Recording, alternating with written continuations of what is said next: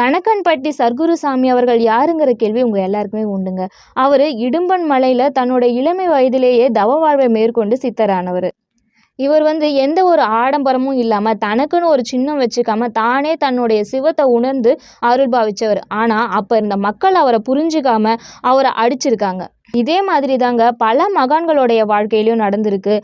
இவர அப்ப இருந்த மக்கள் கொஞ்சம் கூட பாவமே பார்க்காம அடிச்சிருக்காங்க, திட்டியிருக்காங்க. அவங்கள அந்த இடத்த விட்டே விரட்டி விட்டுருக்காங்க. அன்னைக்கு அப்படி அடிச்சு துரத்துன மக்கள் இன்னைக்கு அவருடைய ஜீவ சமாதியில அவருடைய அருளுக்காக காத்துட்டு இருக்காங்க. அதை நம்ம இன்னைக்கு நேரடியாவே பார்க்க முடியுது. இதே மாதிரி சீரடி சாய்பாபா அவர்களுடைய அருளை புரிஞ்சுக்காத அப்பத்திய மக்கள் அவரையும் துன்புறுத்திருக்காங்க.